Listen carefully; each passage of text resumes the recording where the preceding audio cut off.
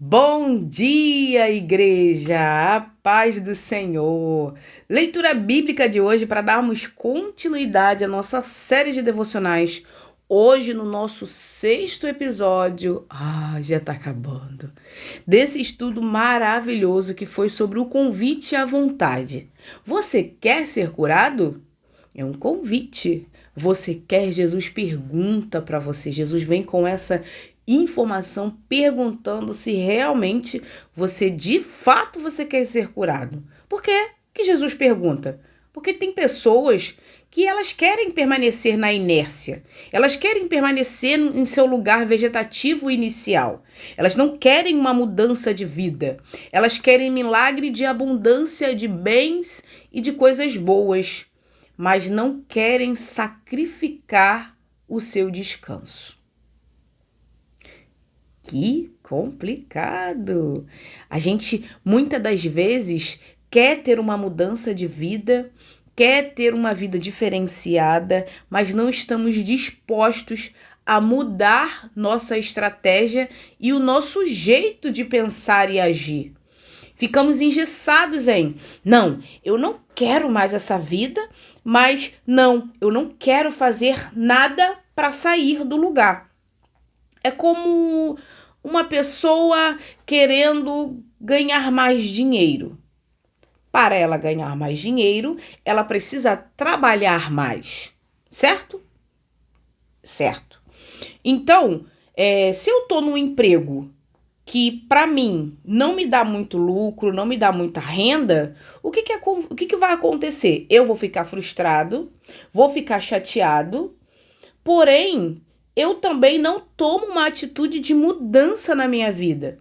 De quê? Se eu quero uma coisa melhor, eu tenho que estudar mais, eu tenho que me dedicar mais no meu trabalho, mostrar que eu sou capaz de fato de assumir um cargo ou trocar de emprego. As pessoas vivem reclamando da condição que elas estão, porém não fazem nada para mudar o rumo e a estratégia da sua vida.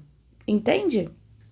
Então, são coisas na nossa vida que a gente precisa parar, observar e ver se realmente queremos o milagre de Jesus. Porque a gente fica, Jesus, filho de Davi, tem misericórdia de mim. Eu quero sair desse emprego que eu estou. Eu quero sair dessa condição financeira que eu estou.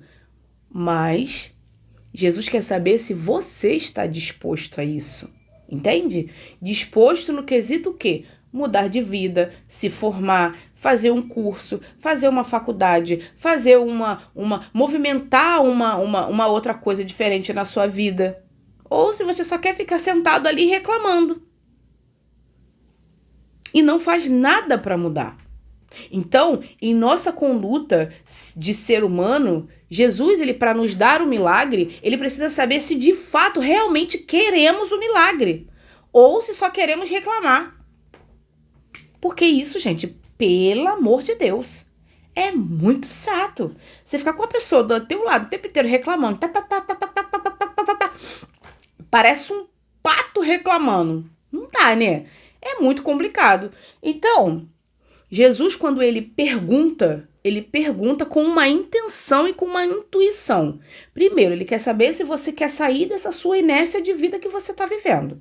Segundo, ele quer saber se você, de fato, vai ter coragem para levantar e fazer aquilo que você quer na sua vida. E o terceiro, ele vai ver se você, de fato, vai mudar a estratégia e o rumo da vida que você está tomando. Entende?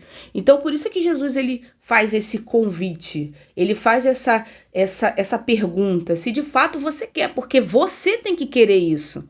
Porque se você quer, você vai correr atrás. Entende? É dessa forma que funciona. E Cristo, ele não dá algo para alguém que essa pessoa não queira. Suas orações têm sido direcionadas, pedidas como é que eu posso dizer? intencionais. Senhor, eu quero uma vida melhor, eu quero o emprego assim, eu quero o emprego assado, eu quero isso no meu emprego, eu quero aquilo no meu emprego, eu quero as coisas tal no meu emprego, no meu novo emprego, eu quero mudar de vida. É isso. Mas Deus precisa ver também o seu movimentar, não é só ficar na oração e não fazer nada, esperando o milagre cair do céu, só. O milagre, a oração também, o milagre junto com a oração, né? A gente pede em forma de oração, orar em ação, certo? A gente pede e age e o milagre ele vem. Mas é aquilo, eu preciso também ter a ação de fazer as coisas. Se é para crescer, eu vou estudar. Se é para ter um corpo dos sonhos, eu vou me dedicar a uma academia. Se é para ter um celular novo, eu vou me dedicar, eu vou guardar dinheiro, eu vou fazer com que aconteça também. Sempre lembrando que seja feita a vontade de Deus, mas eu tenho que também ali, tá junto com Deus. Não ficar ali sentado, parece aquelas crianças bicudas. Não toma uma atitude, não faz algo diferente para ter algo diferente na vida. Entende? Então, a gente precisa mostrar para Jesus que quando Jesus pergunta é porque ele ainda não viu. Certo? Então, a gente precisa correr atrás de Jesus para Jesus mostrar o que a gente precisa, como a gente vai mudar e assim a gente conseguir ter a mudança na nossa vida. Mas vamos continuar, porque o nosso texto bíblico de hoje, uma parte dele é Mateus 8, versículo 13. Então Jesus disse ao centurião: vá, como você creu, assim lhe acontecerá. E o seu servo foi curado naquela mesma hora.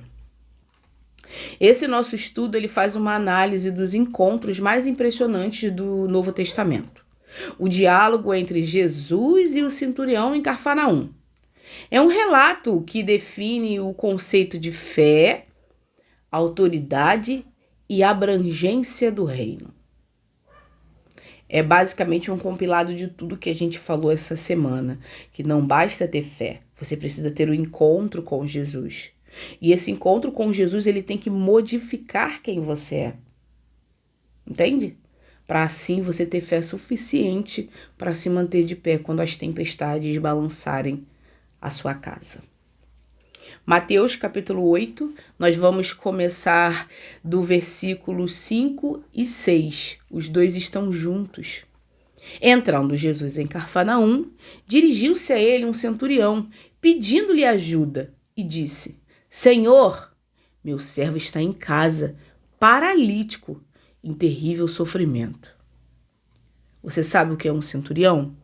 O centurião, ele é um oficial de carreira do exército romano, uma peça fundamental na estrutura militar da época.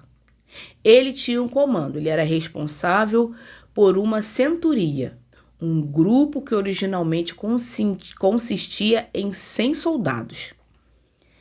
O perfil, eles eram homens conhecidos pela disciplina, bravura e capacidade de liderança. No contexto bíblico, eles representavam a autoridade máxima de Roma presente nas cidades. Já no simbolismo espiritual, que quer dizer no estudo de Mateus 8, o centurião é uma figura de contraste.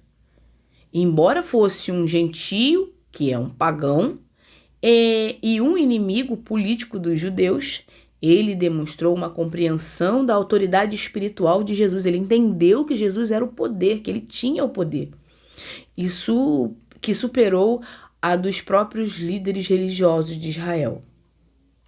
A lógica da autoridade. Por estar acostumado a obedecer ordem de seus superiores e a ser obedecido por seus subordinados, ele entendeu que Jesus não precisava de rituais. Bastava uma ordem de Jesus para que a doença saísse do servo dele. Um centurião, ele era um oficial romano, sendo um gentio não judeu e representante do poder opressor de Roma. Sua aproximação com Jesus é extraordinária. O termo para servo, paz, sugere um vínculo de afeição. Ele não pede por ele mesmo, mas intercede por alguém que legalmente era considerado apenas uma propriedade. Ou seja, esse servo, ele era apenas a propriedade desse centurião. Não tinha muito valor, digamos assim, né? Não tinha muito valor. Ou seja, morreu, a gente contrata outro. É como se fosse isso. Morreu, acabou, vai, próximo, entra o próximo. E ele zela por esse servo. E ele sabe que Jesus tem poder para curá-lo, porque ele via os outros falarem de Jesus, ele via os outros se manifestarem sobre Jesus, ele via muitas das vezes os milagres de Jesus. Jesus, ele era conhecido ali na circunvizinhança totalmente pelos que seguiam ele. Por que aquilo? Fofoca boa chega rápido. Imagina Jesus com o Instagram. Ele chegando lá gravando, estamos aqui em Cafarnaum, eu tô aqui com um centurião religioso, imagina Jesus gravando, estamos aqui com um centurião religioso, um centurião romano, e ele tá me pedindo ajuda, cara, olha isso, olha Roma aí embaixo do meu poder, imagina Jesus fazendo isso, tá doido. Jesus, ele entendeu que aquele centurião ali, ele tinha ido pedir ajuda para quem ele realmente podia pedir ajuda. Então, Jesus entendeu a dor daquele centurião. E o centurião, ele teve um cuidado tão grande com os seus subordinados, vamos dizer assim, né? Um servo, ele teve tanta compaixão que ele foi em quem poderia resolver o problema dele, que é Cristo Jesus. E Cristo, com a sua sabedoria, dá continuidade a esse diálogo aí com ele e elogia esse cara pra caramba. Quero ter essa fé dele aí. O verdadeiro líder é aquele que se preocupa com o sofrimento dos que estão sob sua autoridade. Use a sua posição, o seu acesso a Jesus para interceder por aqueles que não podem caminhar sozinhos até a ele. Gente, esse é o nosso papel dentro da igreja. Nosso papel dentro da igreja não é fazer festa, não é fazer eventos que são exclusivos para pessoas da igreja. São para receber e para ajudar os que estão fora da igreja.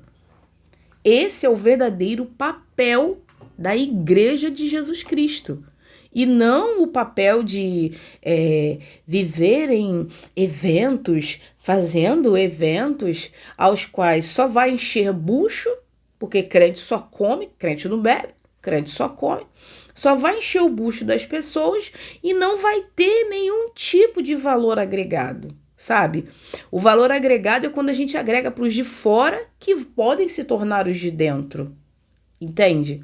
Então, esse, de fato, é o verdadeiro papel da Igreja de Cristo. Trazer almas de fora para dentro do reino. E é isso. E tá tudo perfeitamente bem. Por que tá tudo perfeitamente bem? Tudo perfeitamente bem porque Jesus, o maior exemplo de todos, ele veio para servir aquelas pessoas que estavam doentes. E quem está doente? São aquelas pessoas que não conhecem a Cristo, que não tem o contato com Cristo, e nós somos os facilitadores desse contato. Entende? Alguém falou de Jesus para o centurião e ele entendeu que a autoridade de Jesus não era uma autoridade humana, terrena, que mande vá, vem, vá, pega, não sei o que lá, não sei o que lá. Que é isso? A autoridade humana é isso. A autoridade de Jesus era uma autoridade espiritual. Era uma autoridade que supera a autoridade humana. Porque a gente tem limite. Jesus não tem limite. Jesus tem poder. E é isso.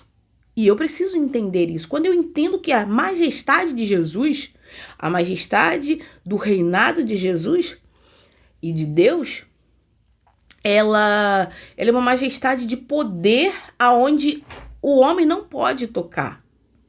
Entende? Ele tem poder para mudar o que o homem pode mudar e tem muito mais poder para mudar o que o homem não pode mudar. Esse é o senhorio de Jesus. Esse é o senhorio que esse centurião ele teve a maturidade para entender. Entende? Ele poderia ficar lá reclamando e deixar que o servo morresse, mas ele se preocupou com esse servo. Mateus 8, versículo 7. Jesus lhe disse: eu irei curá-lo. A resposta de Jesus é imediata e rompe barreiras sociais, rompe barreiras religiosas. Porque é aquilo, se fosse algum mestre da lei ali, ele já ia falar, esse aí não é um dos nossos não. Porque ele está defendendo o romano, deixa que os romanos se percam lá com eles não fazem parte da nossa estirpe. Entende? Da nossa categoria. Eles estão ali só para cobrar impostos. Logo, o que acontece? Jesus toma a decisão de ir curá-lo.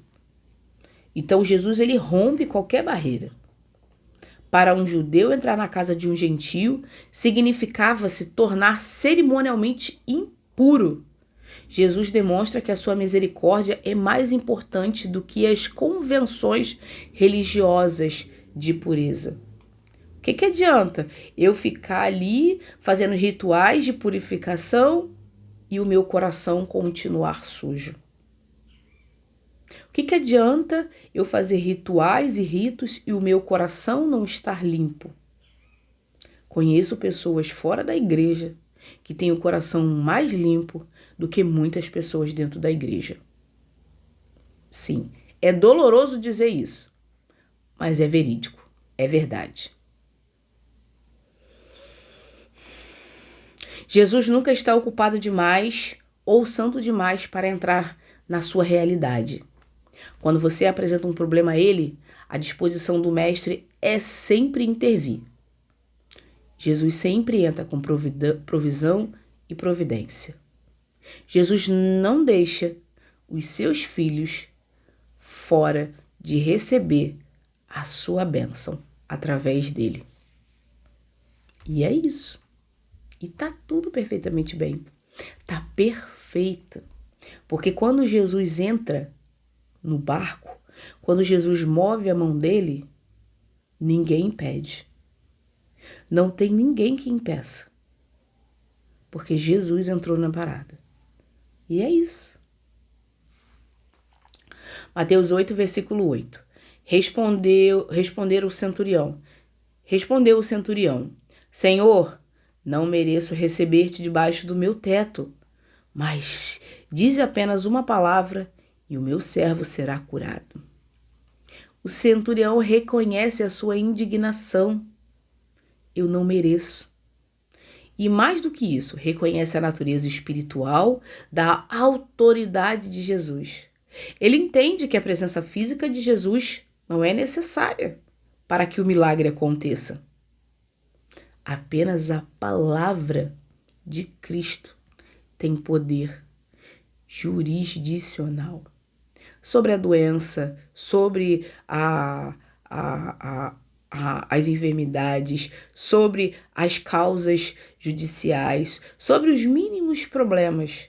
Jesus tem poder, ele é o poder. E funciona tanto presencialmente, como teve alguns casos de algumas pessoas que foram curadas presencialmente por Jesus, e também à distância.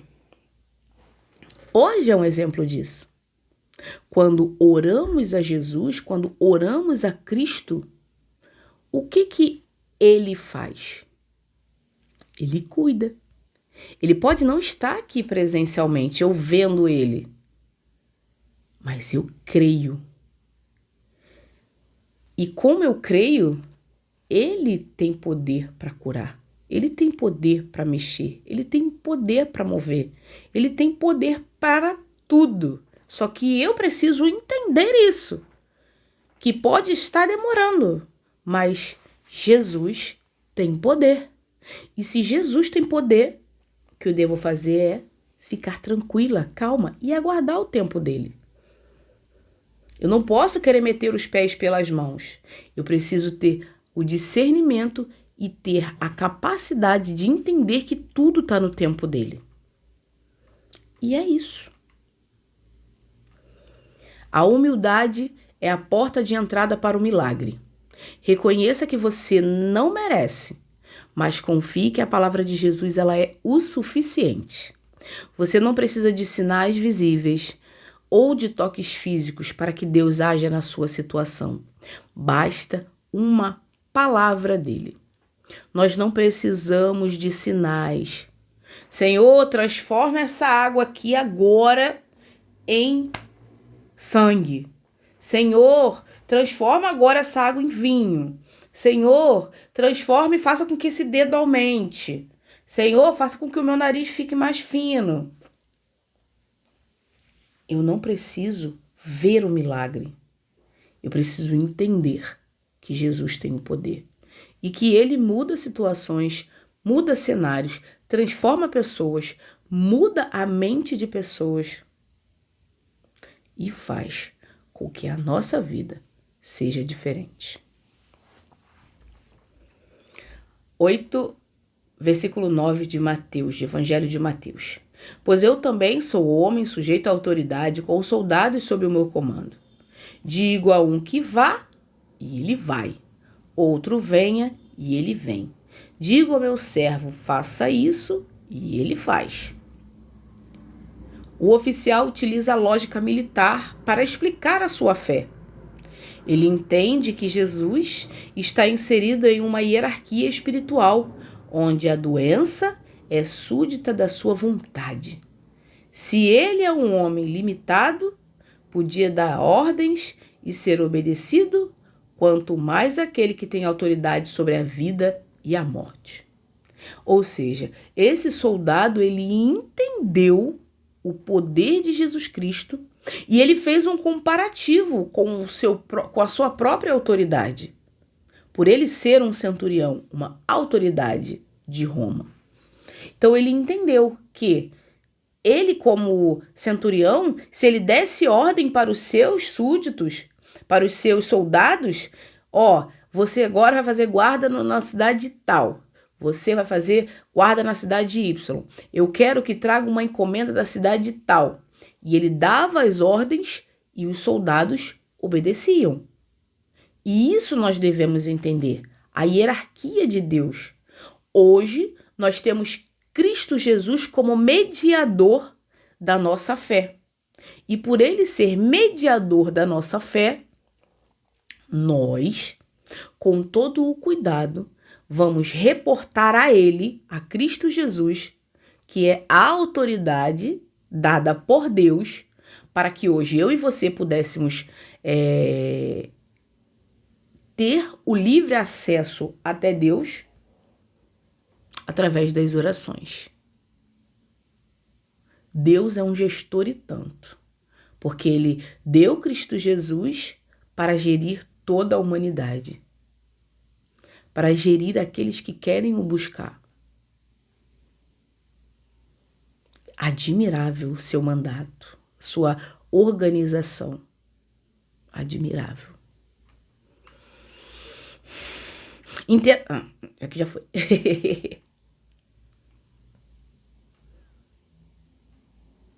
Não, foi não. Entenda a estrutura do reino. Jesus tem total autoridade. Quando ele ordena que algo mude na sua vida, o mundo espiritual e físico deve obedecer. Jesus tem autoridade e poder. Submeta-se a essa autoridade para que você também possa exercer autoridade em oração. Você pode interceder pelas pessoas em oração, fazendo com que essas pessoas sejam abençoadas, sejam transformadas, sejam modificadas através da oração. Mas entenda que Deus tem o tempo dele, que Jesus tem o tempo dele. Capítulo 8, versículo 10 de Evangelho de Mateus. Ao ouvir isso, Jesus admirou-se e disse aos que seguiam-lhe: digo-lhes a verdade, Não encontrei em Israel ninguém com tamanha fé. Jesus admirou-se. É uma das raras vezes em que o Criador se surpreende com uma criatura. O contraste é irônico. Um estrangeiro pagão demonstrava mais confiança no poder de Jesus do que o povo escolhido que conhecia as Escrituras. Ou seja, os judeus tinham as Escrituras reveladas a respeito de Jesus. Porém, eles não queriam deixar as suas tradições, como foi dito em aulas anteriores dessa semana. Ele não queria deixar as tradições porque era mais importante a tradição do que o que estava escrito, do que a verdade. E hoje? Hoje não vemos isso em muitas igrejas, onde colocam dogmas, onde colocam dizeres, fraseologias, formas de vestimenta, sendo que Deus não colocou nada disso escrito, revelado. Pessoas que querem esconder os seus pecados atrás da Bíblia, atrás de dogmas, sendo que não entendem que Jesus quer a cura de dentro para fora, quer a cura total. Jesus quer curar totalmente a todos, não parcial. Ele quer que a gente enfrente de fato o nosso pecado para termos uma vida diferente com Ele. Vamos buscar a verdade que está revelada nas Escrituras. Evangelho de Mateus 8, versículos 11 e 12. Eu lhes digo que muitos virão do Oriente e do Ocidente e se sentarão à mesa com Abraão, Isaque e Jacó no reino dos céus. Mas os súditos do reino serão lançados para fora, nas trevas, onde haverá choro e ranger de dente.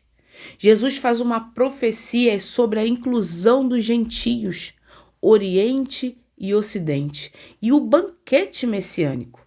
Ele adverte que os parentescos biológicos ou religiosos com Abraão não garantem a salvação. Apenas a fé, como a do centurião, garante o lugar à mesa do rei, do banquete de Deus. Nossa, ficou bem clara essa aula hoje. Cristalina. Muitos, como foi dito em Mateus, como tem nas Escrituras, né, lá em Mateus capítulo 7, versículos, acho que é Mateus capítulo 7. Nem todo que diz Senhor, Senhor entrarão no reino dos céus. Nem todo mundo que chama Deus de Senhor vai entrar no reino. Nem todos que chamam Jesus de Senhor vai entrar no reino. Para entrar no reino, precisa ter fé. Fé e, principalmente, fé para a sua mudança de vida, para a sua mudança de rota e estratégia dentro do seu coração. O reino de Deus é para quem crê, não apenas para os que têm berço religioso. Não se apoia em tradições familiares ou títulos. O que te mantém à mesa com Deus é a sua fé viva e acesa, sempre. Mateus 8, versículo 13. Então Jesus disse ao centurião: vá, como você creu, assim lhe acontecerá. E na mesma hora, o servo foi curado. O milagre é a resposta exata à fé apresentada. O termo na mesma hora confirma a autoridade da palavra falada por Jesus. À distância.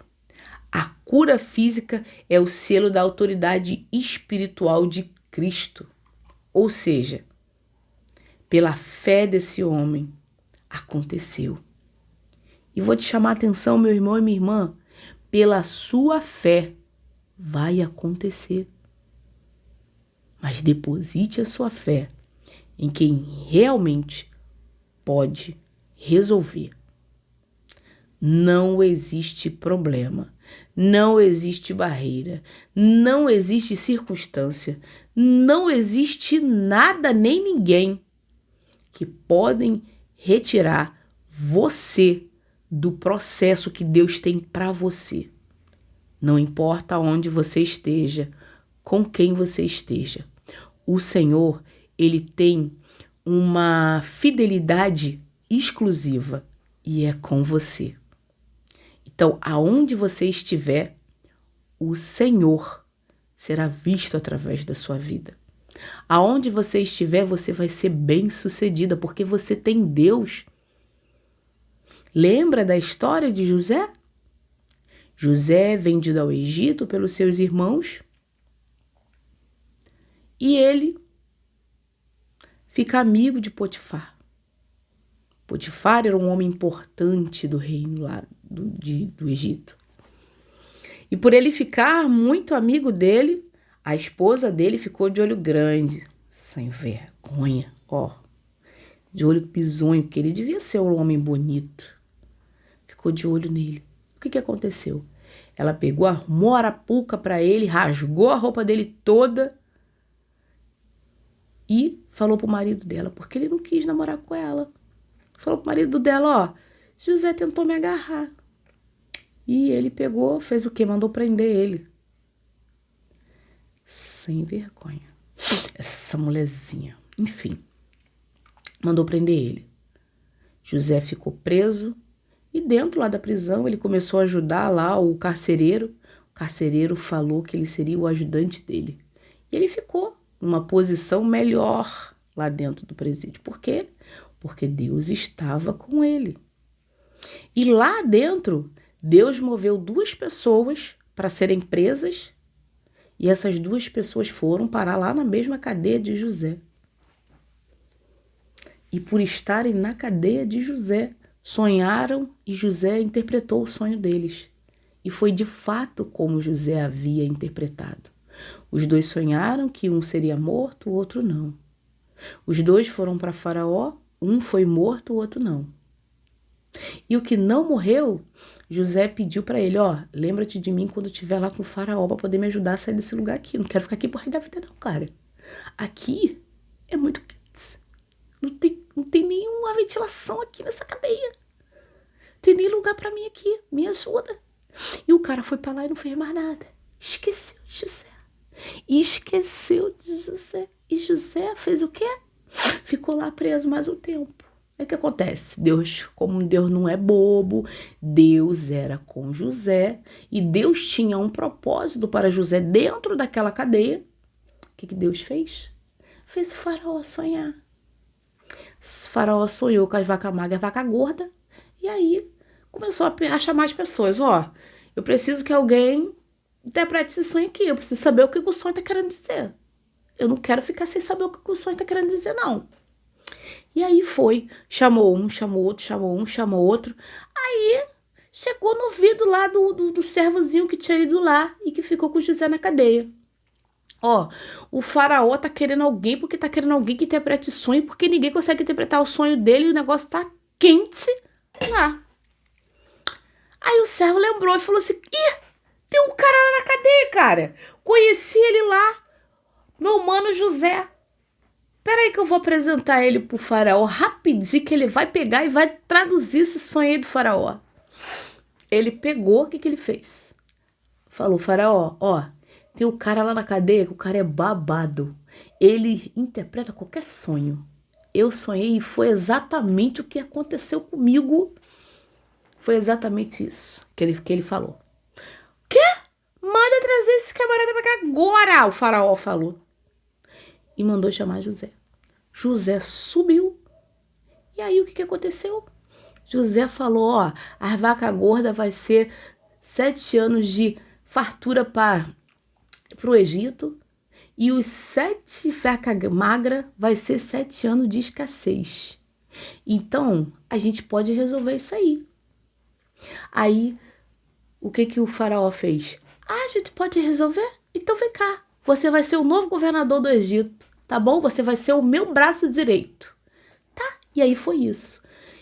José se tornou o governador do Egito, junto com o faraó, e os 7 anos de fartura ele juntou, guardou, para que nos 7 anos de pobreza não faltasse nada para o Egito. E aí, ele, como um bom administrador, vinham pessoas das circunvizinhanças do Egito para poder, comprar o que eles guardaram.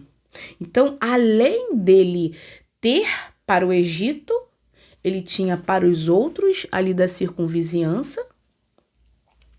E aí, ele ainda enriqueceu ainda o faraó. O faraó falou, vou promover esse cara aí, Esse cara aí tem visão. Eu tenho que pegar esse cara, eu tenho que ficar com um cara bom assim perto de mim. E é isso. E Deus, ele usou todo um esquema, toda uma situação para retirar José lá da cadeia e assim fazer com que o plano dele desse certo. Meu irmão e minha irmã, no dia de hoje, aonde você está é exatamente aonde Deus quer que você esteja. Ele vai fazer com que você se relacione com pessoas e essas pessoas vão te fazer você subir, vão te fazer você ser elevado de posição e você aprenda com isso. Junte-se com os bons. Não se junte com quem quer ficar encostado, preguiçoso, só reclamando. Junte-se com os bons. Se você é bom, junte-se com pessoas melhores ainda do que você, porque você vai se tornar como elas. Lembra dos fofoqueiros? 5 fofoqueiros, 6 fofoqueiros. 5 pessoas boas, você é a 6ª pessoa boa. Entende?